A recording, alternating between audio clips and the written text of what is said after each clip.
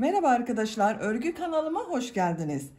Kız bebeklerimiz için hem kolay hem de güzel bir hırka ve yelek arası bir model yaptım. Bugün bunun anlatımını sizlerle paylaşmak istiyorum. İsteyen arkadaşlar bunu yelek gibi kullanabilirsiniz veya hırka gibi kullanabilirsiniz. Kısa kollu, bakın. Kollarını kısa yaptım ben.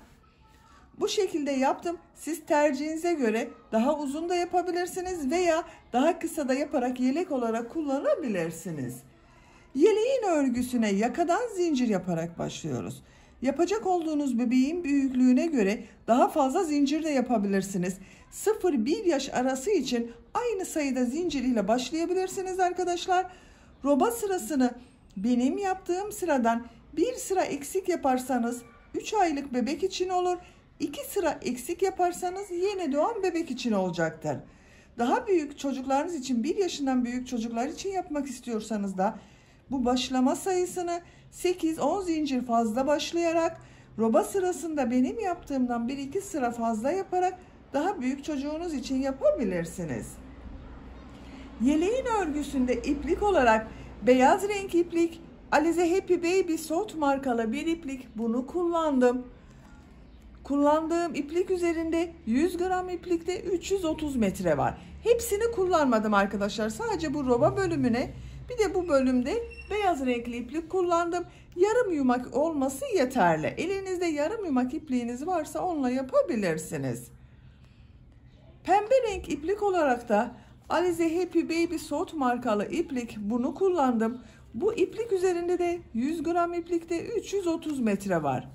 Renk numarasını soranlar için de 185. Gri renk iplik olarak da ben bu ipliği kullandım. Elimde az miktarda gri renk iplik vardı, bunu kullandım. Alize Şeker'in bebe ipliği arkadaşlar, renk numarası elimde yok şu an. Ama siz bunu istediğiniz marka iplik ve renkleri kullanarak örebilirsiniz. Ben bugün bu renkleri, bu marka iplikleri kullandım. Siz elinizde hangi iplik var ise onunla yapabilirsiniz arkadaşlar. Tığ olarak da 5 numara 3 milimetre tığ kullandım. Elinizin sıklığına göre daha büyük numaralı tığ da kullanabilirsiniz. Eliniz sıkıysa arkadaşlar, yaptığınız ölçü benim yaptığım ölçüden daha küçük olacaktır. Buna dikkat ederek örgülerinize başlarsanız iyi olur. Roba bölümüne de 3 tane bak tavşan figürlü düğme diktim. Siz tercihinize göre 2 düğme yapabilirsiniz veya tamamını düğmeli yapabilirsiniz. Açık olarak da görelim.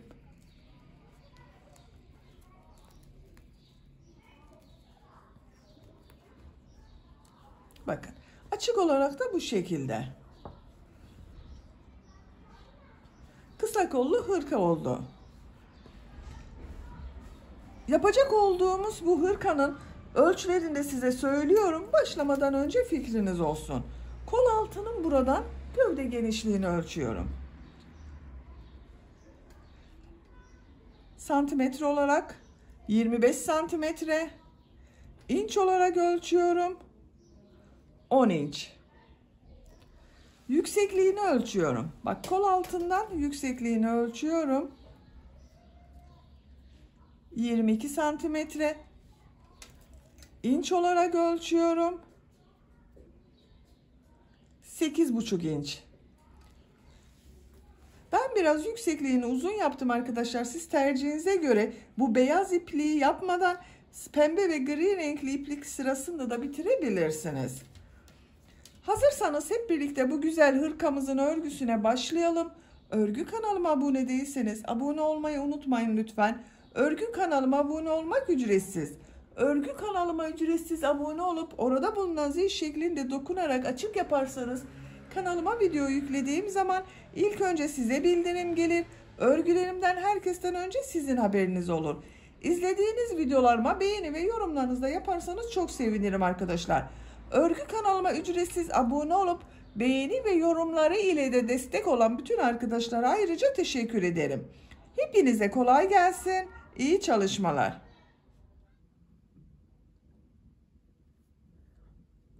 Örgüye yakadan zincir yaparak başlıyoruz. Zincir yapabilmek için ilk ilmeği ben bu şekilde yapıyorum. Size nasıl kolay geliyorsa ilk ilmeği öyle yapabilirsiniz. Ve zincirleri yapmaya başlıyorum.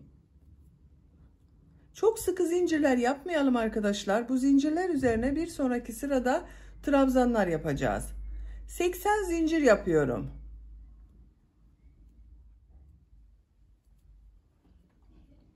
...80 zinciri yaptım. Çok sıkı zincir yapmadım bakın arkadaşlar, gördüğünüz gibi. Bu 80 zincirin kaç santimetre olduğunu da ölçüyorum.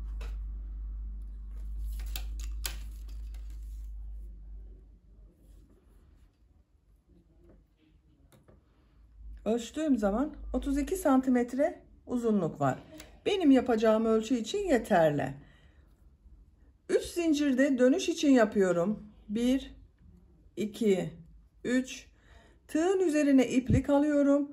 1, 2, 3 ilmek atlıyorum. 4. ilmek içine trabzan yapıyorum. Ön bölüm için 11 trabzan yapıyorum. Bu 3 ilmek atladığımda 1 trabzan. 1, 2, 3, 4, 5, 6, 7, 8, 9, 10, 11. 1, 2, 3, 4, 5, 6, 7, 8, 9, 10, 11 trabzanı yaptım. 2 zincir yapıyorum. Yanında bulunan bakın ilmek içine, aynı ilmeği değil, yanında bulunan ilmek içerisine kol bölümü için ilk trabzanı yapıyorum. Kol bölümüne 18 trabzan yapacağız. 1, 2, 3, 4, 5, 6, 7, 8, 9, 10, 11, 12, 13, 14,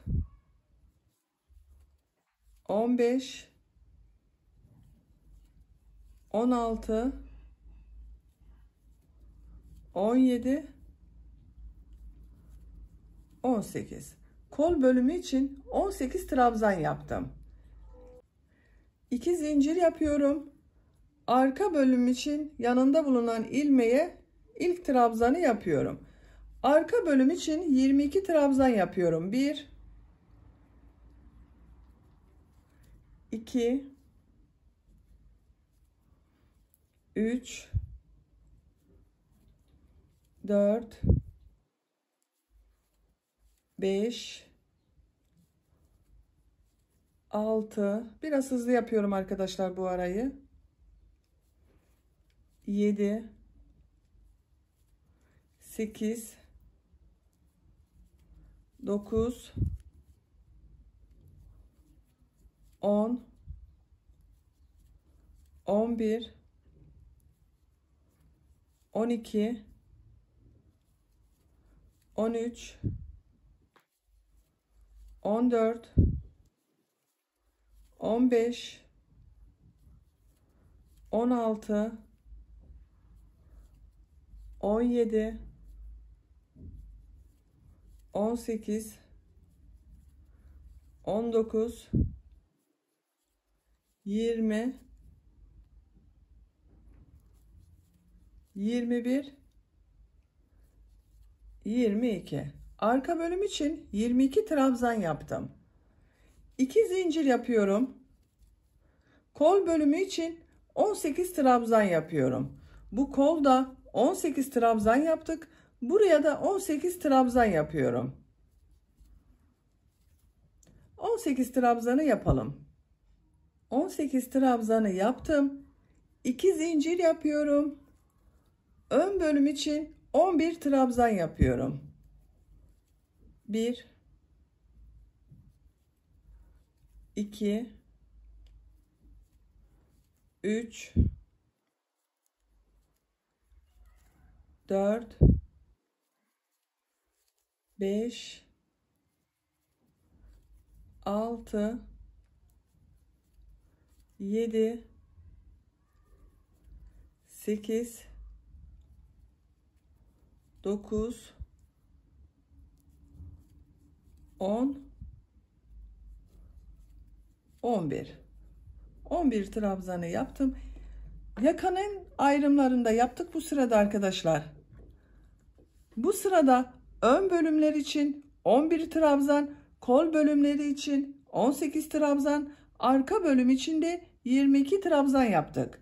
İkinci sıradayız. İkinci sırada bu 2 zincir yaptığımız yerlerde 1 trabzan, 2 zincir, 1 trabzan şeklinde arttırmalar yapacağız. Bir zincir yapıyorum, örgüyü çeviriyorum. İlk ilmek üzerine trabzan yapıyorum. Diğer ilmekleri de trabzan yaparak devam ediyorum.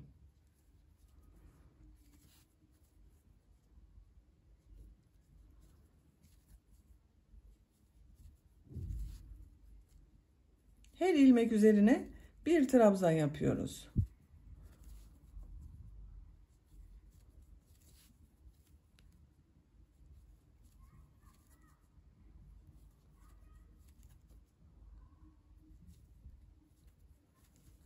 Bakın 2 zincir yaptığım yere geldim. Buraya bir trabzan, 2 zincir, bir trabzan yapıyorum.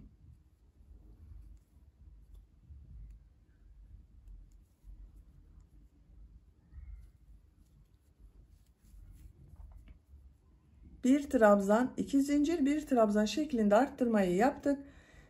Diğer ilmekleri trabzan yaparak devam ediyorum. Arttırma yapacağımız buraya kadar devam edelim. Arttırma yapacağımız yere kadar trabzanları yaptım. Bu arttırma yerine de bir trabzan, 2 zincir, bir trabzan yapıyorum.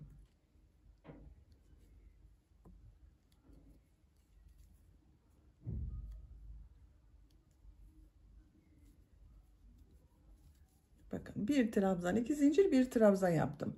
Bu bir trabzanın birisi kol bölümü için, bir diğeri arka bölüm için oldu.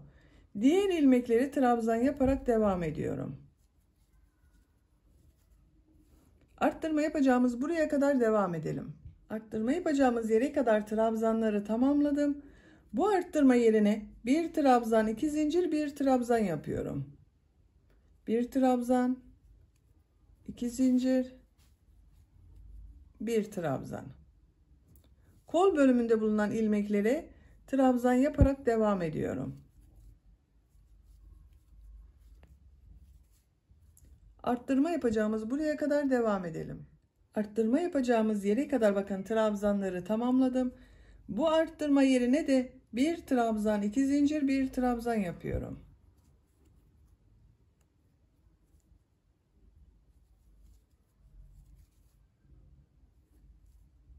İlmeklere trabzan yaparak devam ediyorum.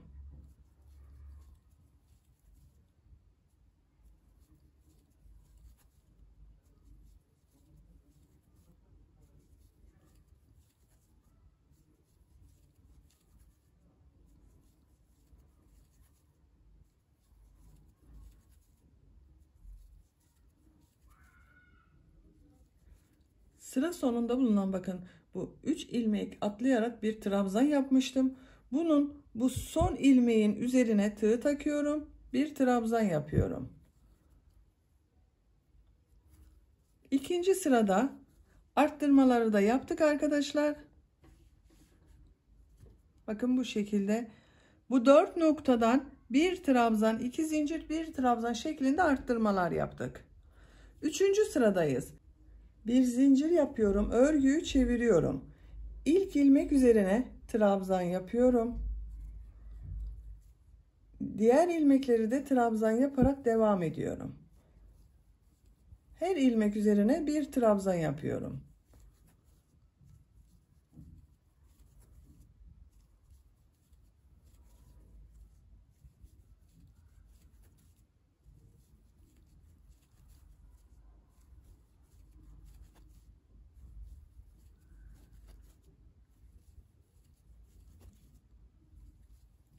Arttırma yapacağım yere kadar bakın trabzanları yaptım. Bu arttırma yerine bir trabzan, 2 zincir, bir trabzan yapıyorum.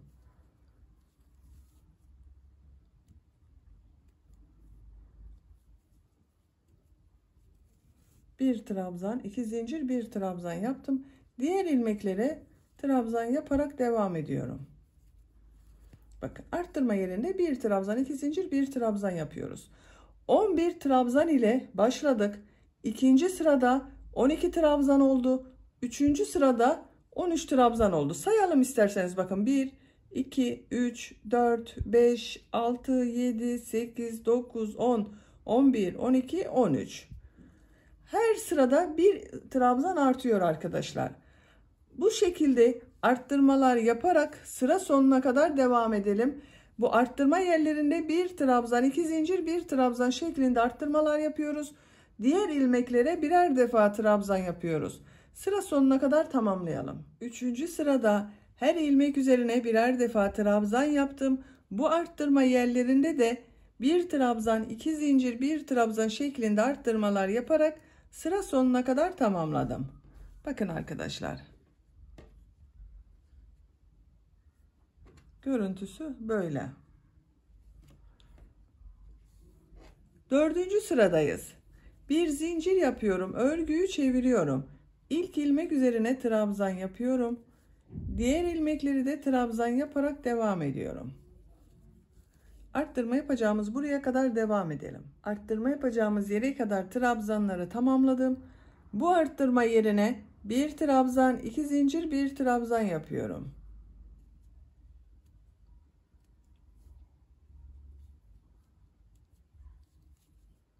Bir trabzan, 2 zincir, bir trabzan yaptım. Diğer ilmekleri trabzan yaparak devam ediyorum. Bakın. Robanın örgüsü artık bu şekilde devam edecek. Bu 4 noktadan arttırmalar yaparak sıra sonuna kadar devam edelim. Bir zincir yapıp geriye dönelim. Arttırmalar yaparak robanın örgüsüne devam edelim. Bakın. Şöyle. Katladığımız zaman görüntüsü böyle görünüyor. Yaka görüntüsü böyle oluyor. Yapacak olduğunuz bebeğinizin büyüklüğüne göre bu 4 noktadan bir trabzan, 2 zincir, bir trabzan şeklinde arttırmalar yapalım. Diğer ilmeklere de birer defa trabzan yaparak robanın yüksekliğini tamamlayalım. Robanın örgüsünü 12 sıra olarak tamamladım arkadaşlar. Sayıyorum. 1, 2, 3, 4, 5, 6, 7, 8, 9, 10, 11, 12. Arttırma yerlerinde bir trabzan, 2 zincir, bir trabzan şeklinde arttırmalar yaptım bakın. Santimetre olarak da ölçüyorum. Ölçtüğüm zaman 10 santimetre yükseklik var. Benim yapacağım ölçü için yeterli. Siz biraz daha büyük olsun istiyorsanız bir veya iki sıra daha arttırmaya devam edebilirsiniz. Açık olarak görelim. Bakın bu şekilde. 13. sıradayız. 13. sıradan itibaren kol bölümünü gövde bölümünden ayırıyorum. Sadece gövde bölümüyle örgüye devam ediyorum.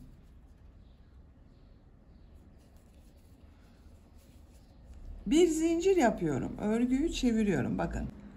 Yine trabzan yapıyorum. Bakın her ilmeğe bir trabzan yapıyorum.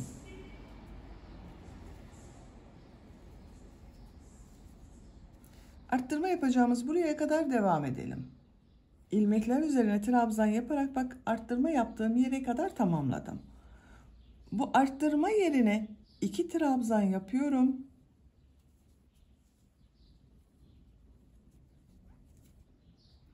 Kol altı için 3 zincir yapıyorum. 1, 2, 3. Çok sıkı zincir yapmayalım arkadaşlar bu zincirleri. Bir sonraki sırada üzerine trabzan yapacağız. Tığ üzerine iplik alıyorum. Kol bölümünde bulunan bütün ilmekleri atlıyorum. Bu arttırma yerine 2 trabzan yapıyorum. Bak arttırma yerinde 2 trabzan yapıyorum. 3 zincirle kol altını yaptım. Diğer ilmeklere birer defa trabzan yapıyorum. Diğer kol altı için buraya kadar devam edelim. Arttırma yapacağım yere kadar trabzanları yaptım. Bu arttırma yerine 2 trabzan yapıyorum.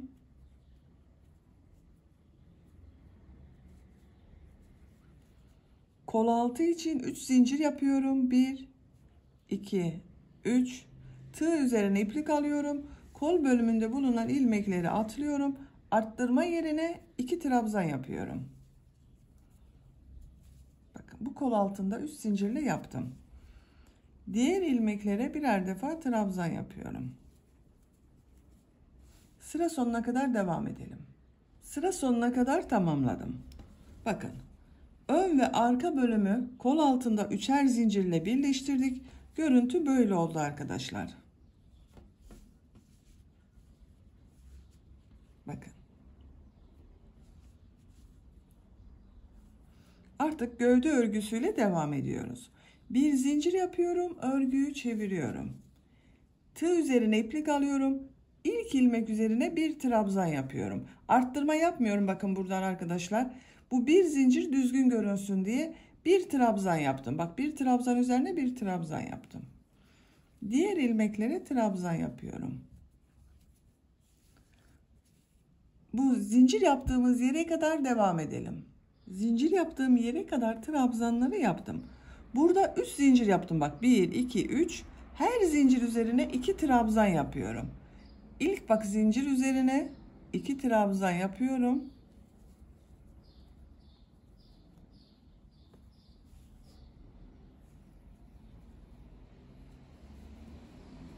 İkinci zincir üzerine de 2 trabzan yapıyorum.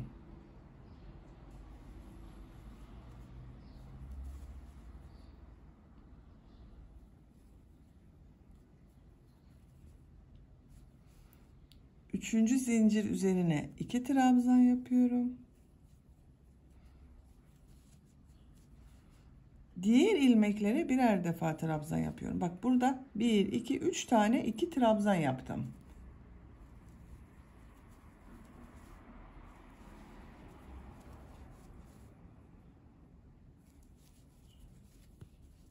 Bakın görüntüsü böyle arkadaşlar. Buraya kadar devam edelim. Buraya kadar trabzanları yaptım bakın. Burada 3 zincir üzerine de ikişer trabzan yapıyorum. İlk zincir üzerine 2 trabzan yapıyorum.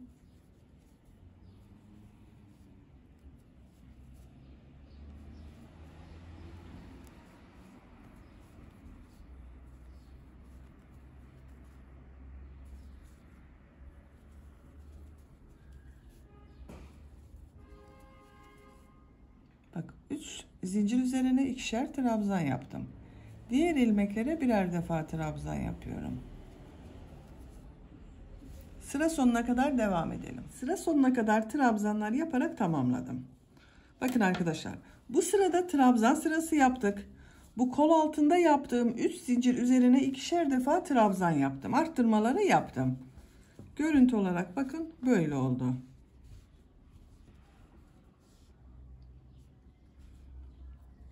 Beyaz renk ipliği burada kesiyorum. Buradan itibaren ben renkli iplik ile model bölümü devam ediyorum. Bak şu şekilde kestim. Gri renk bir iplik kullanıyorum.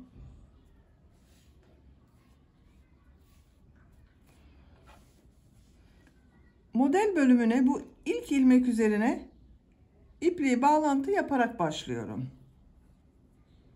Şu şekilde bak ilmek yaptım. Bir zincir yaptım, sağlamlaştırdım. 3 zincir yapıyorum. 1 2 3. Tığ üzerine iplik alıyorum. Bu aynı ilmek içine 3 trabzan yapıyorum. 1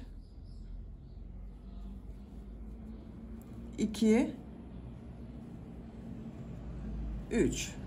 Bak 3 trabzan yaptım. Tığ üzerine iplik almadan 2 ilmek atlıyorum. 3. ilmeğe sık iğne yapıyorum. Bak bu ipliğin ucunda burada içeride kaybettim arkadaşlar.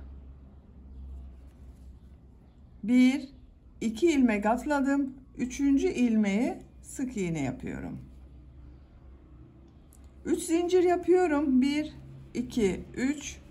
Tığ üzerine iplik alıyorum. Aynı ilmek içine 3 trabzan yapıyorum.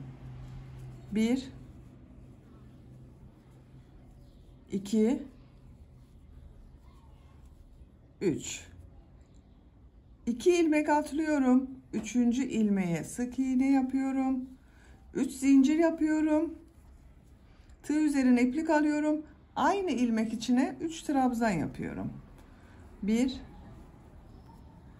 2 3 2 ilmek atlıyorum. 3. ilmeğe sık iğne yapıyorum. Bak bu şekilde. Çok kolay model arkadaşlar. Sıra sonuna kadar devam edelim. Modelleri yaparak sıra sonuna kadar tamamladım. Sıra sonunda 1 2 3 ilmek var. Bak bu ilmeğe 3 zincir yaptım, 3 trabzan yaptım aynı ilmek içine. Tığın üzerine iplik almadan 2 ilmek atlıyorum. Son ilmek içerisine sık iğne yapıyorum. Bakın bu şekilde oldu. Şöyle bakalım modelimize arkadaşlar. Bakın görüntüsü böyle. İkinci model sırasındayım. Bu renk iplik ile devam ediyorum. 3 zincir yapıyorum. 1 2 3 örgüyü çeviriyorum. Tığ üzerine iplik alıyorum. Bu sık iğne yaptığım ilmek üzerine 3 trabzan yapıyorum. 1 2 3 aynı ilmeğe 3 trabzan yaptım. Tığ üzerine iplik almadan bak burada bulunan 3 zincir yapmıştım. Bu zincire sık iğne yapıyorum. Şöyle bakın. Şu 3 zincir boşluğuna sık iğne yapıyorum. 3 zincir yapıyorum. 1 2 3 tığ üzerine iplik alıyorum. Bu 3 zincirin üzerine 3 trabzan yapıyorum. 1 2 3 tığ üzerine iplik almadan bak diğer modelde bulunan şu 3 zincir yaptığım boşluk var. Bunun boşluğa sık iğne yapıyorum. 3 zincir yapıyorum. Tığ üzerine iplik alıyorum. Bu 3 zincirin üzerine bak burada yaptığım 3 zincir üzerine 3 trabzan yapıyorum.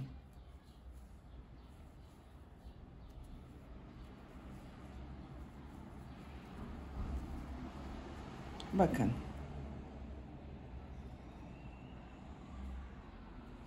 Tığ üzerine iplik almadan diğer modelde bulunan bu 3 zincir boşluğuna sık iğne yapıyorum. 3 zincir yapıyorum. Bak bu 3 zincirin üzerine 3 trabzan yapıyorum.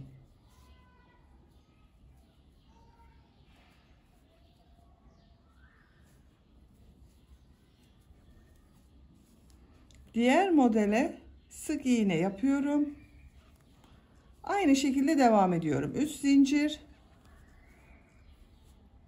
Burada yaptığım bu 3 zincirin üzerine 3 trabzan yapıyorum.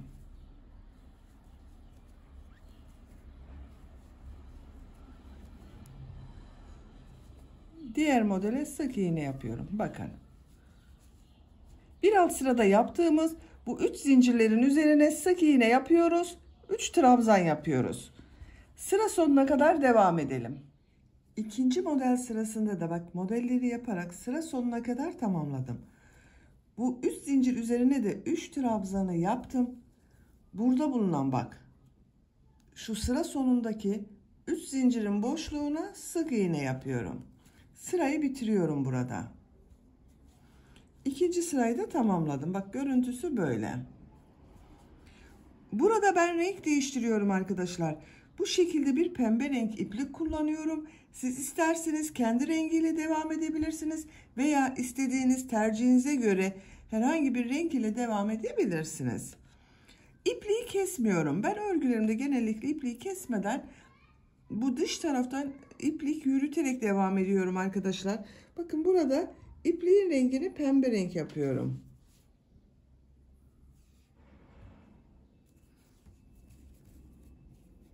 Şu şekilde bak, ilmekte tığ takılı, ilmeğin içinden ipliği geçirdim.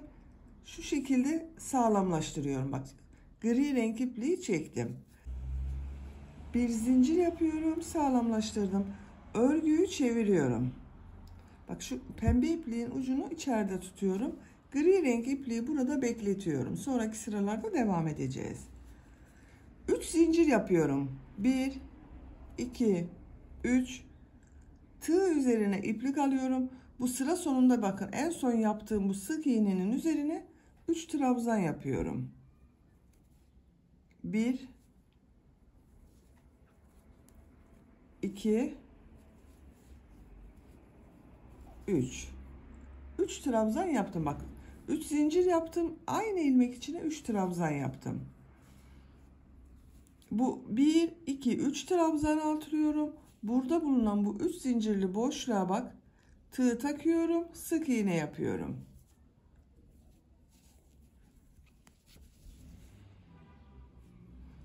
Üç zincir yapıyorum. 1, 2, 3. Bu 3 zincirin üzerine 3 trabzan yapıyorum.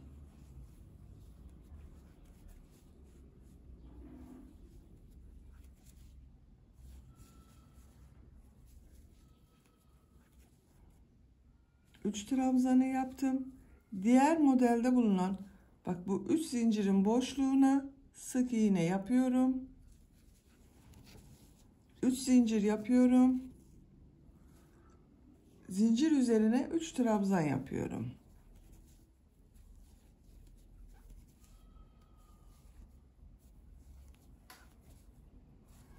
Diğer modele sık iğne yapıyorum.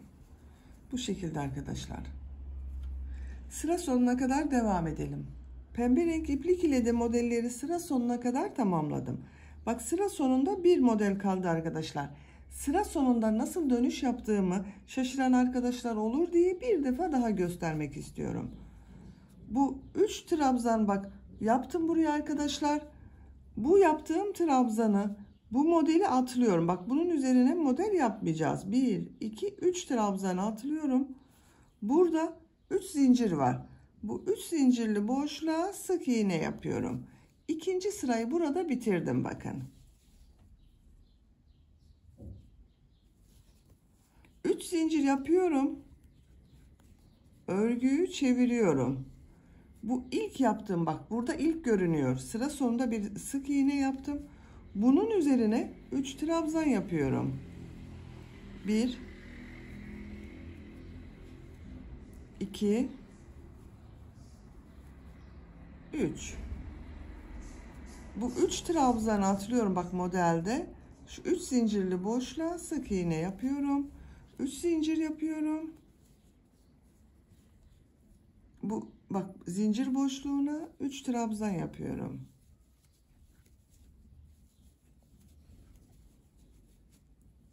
Bu 3 zincirin üzerine sık iğne yapıyorum.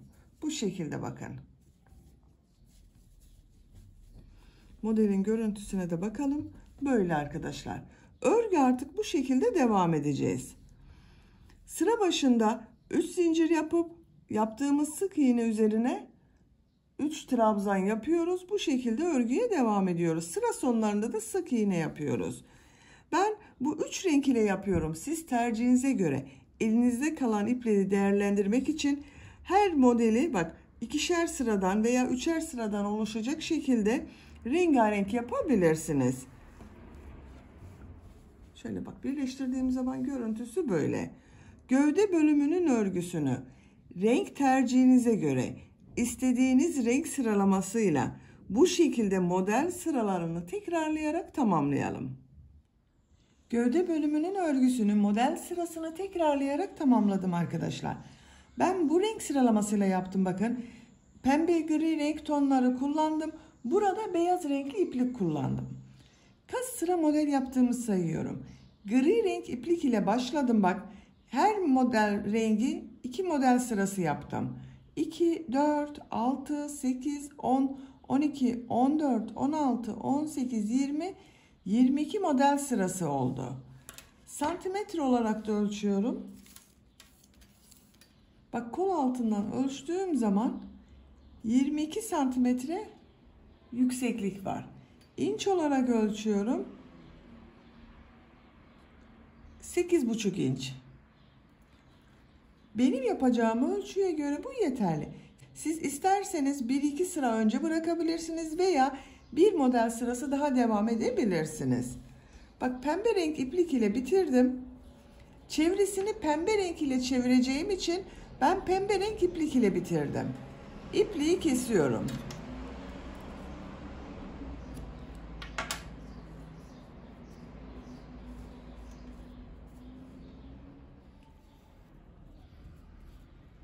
Buradan başlıyorum arkadaşlar. Bakın, bu ilmeğe iplik bağlıyorum. Buradan bir ilmek yapıyorum. Burada yaptığımız modeli bu çevresinde de yapıyorum. 3 zincir yapıyorum. 1, 2, 3. Aynı ilmeğe bak, 3 trabzan yapıyorum. 1, 2, 3. Bak, bu trabzan sırasını atlıyorum. Burada bulunan bak ilmeğe sık iğne yapıyorum. 3 zincir yapıyorum.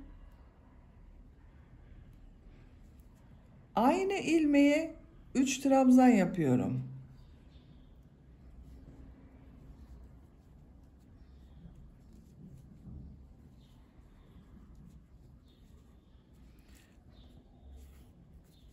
Modeli yapıyoruz. Bak, bu sırayı atlıyorum. Burada bulunan ilmeğe sık iğne yapıyorum. 3 zincir yapıyorum. Model yapıyorum. Bu şekilde. Sıra sonuna kadar devam edelim. Yaka başlangıcına kadar bak modelleri yaptım. Buraya kadar bak, her renge bir model denk gelecek şekilde yaptım. Bak, burada da aynı şekilde arkadaşlar. Şöyle düzgün gelmesine dikkat edin. Elinizin sıklığına göre bu modeli daha sık da yapabilirsiniz. Daha seyrek olarak da yapabilirsiniz. Yaka başlangıcındayım. Diğer tarafa da burada yaptığım gibi model yapacağız. Oraya geçmek için bu yakanın çevresinden sık iğne yapıyorum. Bak, son ilmekteyim. İlk ilmek içine sık iğne yapıyorum. Diğer ilmekleri de sık iğne yaparak devam ediyorum.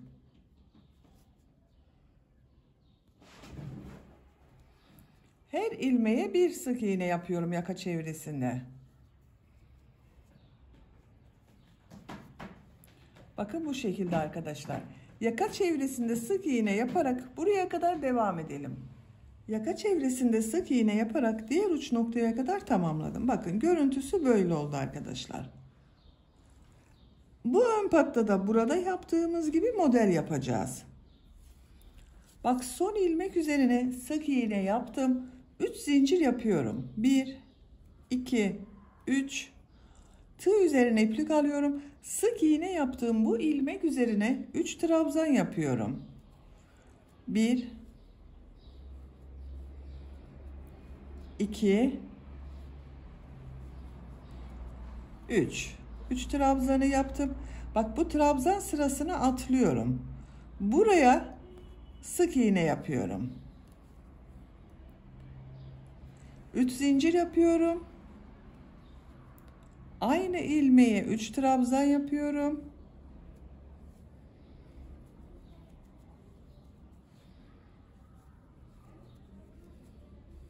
Bir trabzan sırasını atlıyorum. Bu ilmeğe sık iğne yapıyorum. Bakın, modelleri devam ediyoruz. Burada dikkat etmeniz gereken tek nokta arkadaşlar.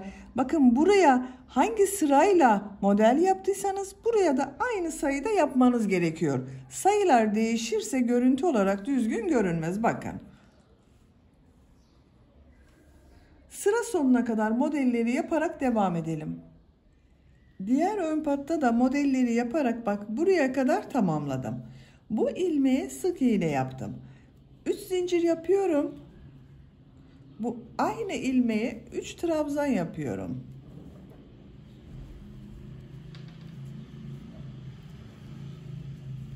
Bu modelleri bu uç noktada da devam edeceğiz arkadaşlar. Buraya kadar devam edeceğiz.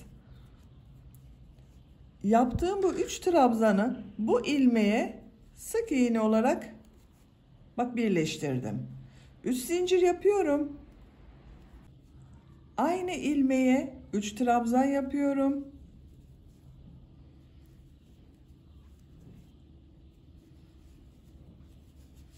Modeli yapıyorum. Bak bu 3 trabzan boşluğuna sık iğne yapıyorum. 3 zincir. Bak trabzan üzerine 3 trabzan yapıyorum.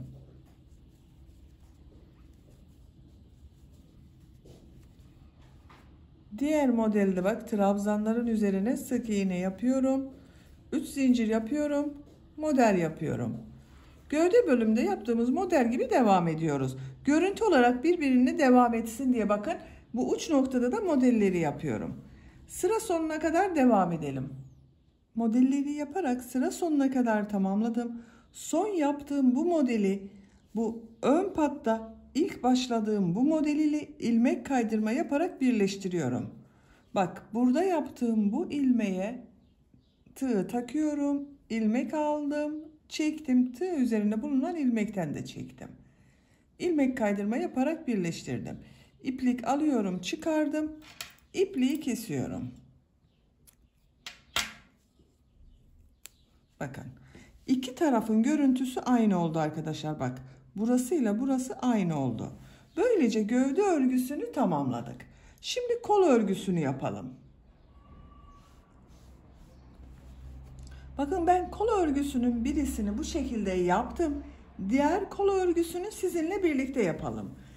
Uzun olmayan kısa bir kol yaptım bakın arkadaşlar.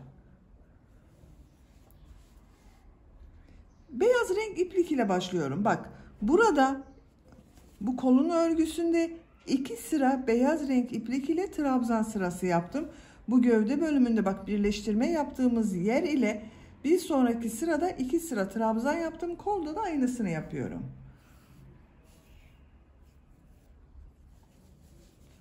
Kol altında 3 zincir yaptım. Bak ortada bulunan zincirden iplik bağlıyorum.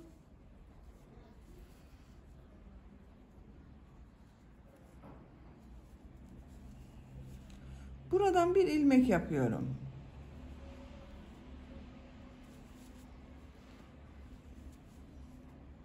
Tığ üzerine iplik alıyorum. Bak bu roba bölümünde arttırma yaptığımız yer var. Buraya 2 trabzan yapıyorum. 1 2. Bak gövde bölümünde de 2 trabzan yaptım. Kol bölümünde de 2 trabzan yaptım. Tığ üzerine iplik alıyorum. Diğer ilmekler üzerine birer defa trabzan yapıyorum.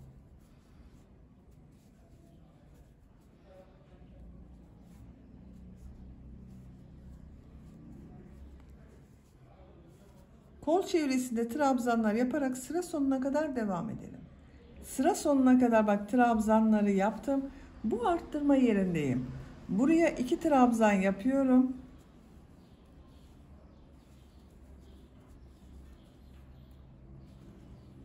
Tığ üzerine iplik almadan bak bu kol altında başladığım bu ilk ilmeğe ilmek kaydırma yaparak sırayı birleştiriyorum. Bakın arkadaşlar görüntüsü böyle.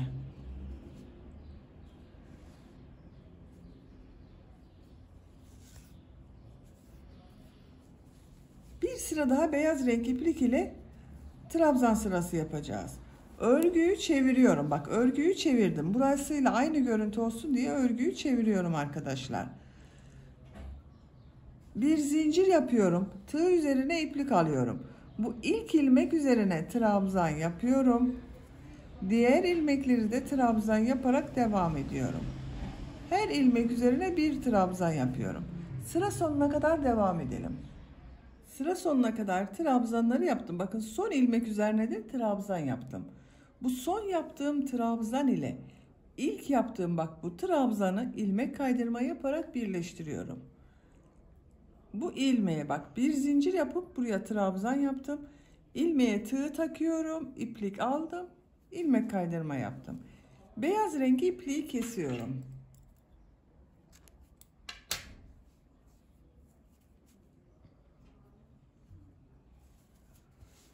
Bakın arkadaşlar. Görüntüsü bu şekilde oldu. Şimdi model bölümünü yapacağız. Bakın burada da aynı şekilde gövdenin devamı olarak gri renkli iplik ile model bölümü yaptım. Siz ne renk yaptıysanız o rengi kullanabilirsiniz. Bak buradan gri renk ipliği bağlıyorum. Veya şu ilk ilmekten bağlayalım. Kol altında herhangi bir ilmekten arkadaşlar. Bundan da olabilir, bundan da olabilir. Bu ilmekten bir ilmek yapıyorum. 3 zincir yapıyorum. 1, 2, 3.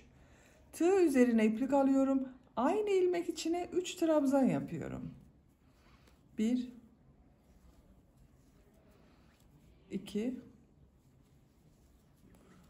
3. 3 trabzanı yaptım. 2 ilmek atlıyorum. 3. ilmeğe sık iğne yapıyorum. 3 zincir yapıyorum. Aynı ilmeğe 3 trabzan yapıyorum.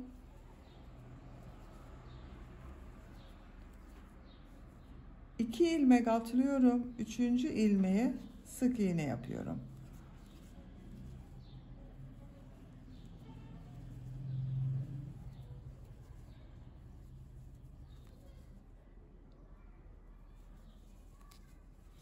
Bu şekilde. Gövde bölümünde yaptığımız model gibi yapıyoruz arkadaşlar.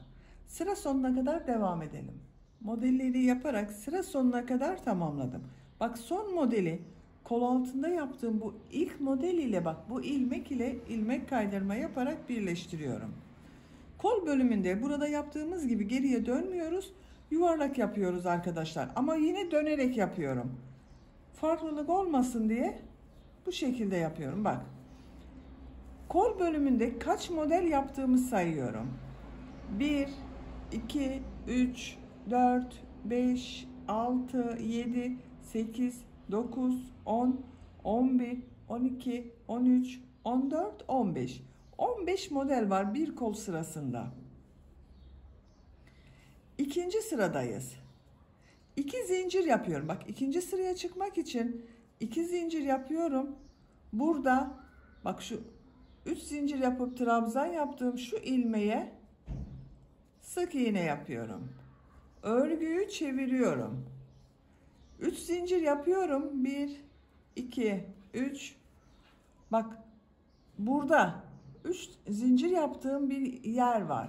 Buna 3 trabzan yapıyorum. 1, 2, 3. Bu trabzan boşluğuna sık iğne yapıyorum. 3 zincir yapıyorum. Bak bu trabzan boşluğuna 3 trabzan yapıyorum.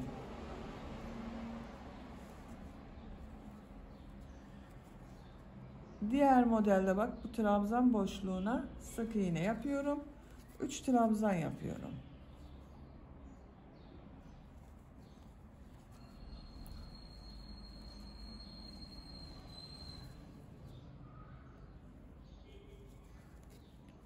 Gövde bölümünde gibi modelleri yapıyoruz arkadaşlar. Sıra sonuna kadar devam edelim. İkinci model sırasında bak sıra sonuna kadar tamamladım. Son modeli yaptım. Bu yaptığım son modeli bak bura değil. Burada ilk başladığım bu ilmek ile ilmek kaydırma yaparak sırayı birleştiriyorum. Bakın arkadaşlar birbirinin devamı gibi oluyor burada. 2 zincir yapıyorum. Bak burada ilmeğe sık iğne yapıyorum. Burada iplik değiştiriyorum. Pembe renk iplik ile devam ediyorum. Bak burada da 2 sıra gri, 2 sıra pembe renk, 2 sıra gri yaptım arkadaşlar. Burada pembe renk iplik ile başlıyorum. İpliği kesmiyorum. Bir sonraki sıralarda tekrar bu gri renk ipliği kullanacağız. Şu şekilde bak. İlmeğin rengini gri renkli yapıyorum. 3 zincir yapıyorum. Bak örgüyü çeviriyorum. 3 zincir yapıyorum.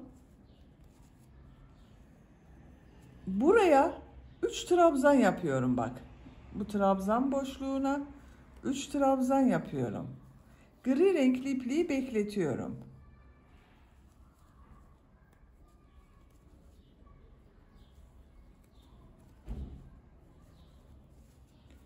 Yaptığım bu 3 trabzanı diğer modelde bu 3 trabzanı bak burada 3 zincir var. Bununla sık iğne yapıyorum.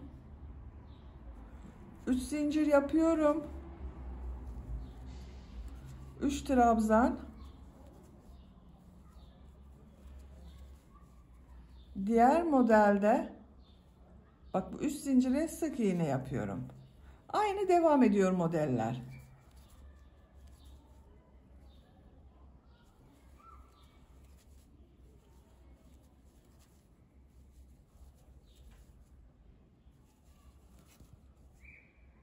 Sıra sonuna kadar devam edelim. Pembe renk iplik ile de bak modelleri sıra sonuna kadar yaptım. Son modeli yaptım. Bakın burada dikkat etmeniz gereken arkadaşlar. Bu yaptığım modeli bu üzerine değil. Bak bu ilk yaptığım ilmek var bak. Modeli başladığım bu ilmek ile ilmek kaydırma yaparak sırayı birleştiriyorum. Her sırada modelleri sayarsanız bu sıra sonlarında şaşıran arkadaşlar arttırma modeli yapabilirsiniz. Arttırma yapmamak için bak her sırada sayın arkadaşlar. Bak sayıyorum buradan itibaren 2, 4, 6, 8, 10, 12, 14, 15. 15 model ile başladım. Bak hala 15 modelim var. Bu sıra sonlarında ve sıra başlarında arttırma yapmamak için her sırada sayarsanız daha güzel olacaktır arkadaşlar. İkinci sıradayız bak. 2 zincir yapıyorum. Burada bak bu 3 zincir yaptığım burada şu ilmek üzerine tığ takıyorum. Bak gri renkli ipliği de üste alıyorum. Sık iğne yapıyorum. 3 zincir yapıyorum. 1 2 3 örgüyü çeviriyorum. Bak buraya. Bir alt sırada 3 zincir yaparak modele başladım. O 3 zincirin üzerine 3 trabzan yapıyorum. 1 2 3. Diğer modelin bak bu 3 zincir ile sık iğne yapıyorum. 3 zincir yapıyorum. 3 trabzan yapıyorum.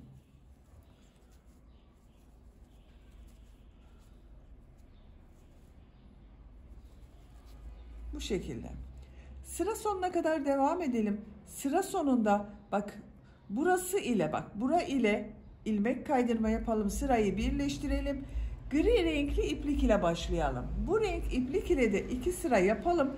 Benim tercihime göre bak ben bu şekilde 2 sıra gri renk, 2 sıra pembe renk, 2 sıra gri renk, bir sırada pembe renk yaptım. Şu yüksekliği yaptım arkadaşlar. Siz tercihinize göre daha uzun da yapabilirsiniz. Bak burada da bırakabilirsiniz. Bir sonraki sırayı yapmadan bu griden sonra pembe sırada da bırakabilirsiniz. Tercihinize göre. Kolun örgüsünü tamamlayalım gelelim. Kol örgüsü yüksekliğini ben tercihime göre tamamladım arkadaşlar.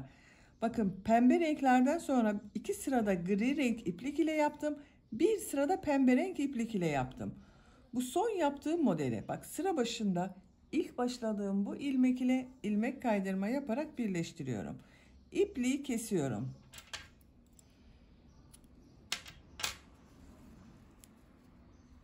Bakın. Kol örgüsünde 2, 4, 6, 7 sıra model sırası yaptım. Ben kısa yaptım. Siz isterseniz 1-2 sıra daha uzatabilirsiniz. Veya tamamen uzun yaparak uzun kollu olarak kullanabilirsiniz. Böylece örgümüzü tamamlamış olduk. Bakın. Örgünün ters tarafının görüntüsü böyle. Arka görüntüsü de bu şekilde. Ben her iki kolu hazırladım. Siz de diğer kol örgüsünde bu başladığımız kol gibi başlayıp aynı sayılarda yaparsanız iyi olacaktır. Düğme olarak da ben buraya 2 veya 3 adet düğme yapmayı düşünüyorum arkadaşlar. Roba bölümüne siz isterseniz tamamını da düğmeli yapabilirsiniz. Ölçülerini de size söylüyorum. Bak kol altından gövde genişliğini ölçüyorum. 25 santimetre. İnç olarak ölçüyorum. 10 inç. Yüksekliğini ölçüyorum. Kol altından yükseklik 22 santimetre. Ben biraz uzun yaptım arkadaşlar. Siz tercihinize göre kısa da yapabilirsiniz bu yüksekliğini. Kol yüksekliğinde ölçüyorum. Bakın, kol yüksekliği de tercihinize göre daha kısa da olabilir, daha uzun da olabilir. 17 santimetre. Bu ölçüde 6 aylık bir bebek için güzel bir ölçü. Dediğim gibi siz istediğiniz ölçüde bu yeleği daha büyük veya daha küçük de yapabilirsiniz. Beni dinlediğiniz ve izlediğiniz için hepinize çok teşekkür ederim. Örgü kanalıma abone değilseniz abone olmayı unutmayın lütfen. Örgü kanalıma abone olmak ücretsiz. Örgü kanalıma ücretsiz abone olup orada bulunan zil şeklinde dokunarak açık yaparsanız kanalıma video yüklediğim zaman ilk önce size bildirim gelir. Örgülerimden herkesten önce sizin haberiniz olur. İzlediğiniz videolarıma beğeni ve yorumlarınızı da yaparsanız çok sevinirim arkadaşlar. Sizlerle yeni örgülerde görüşmek dileğiyle. Hoşça kalın, sevgiyle kalın.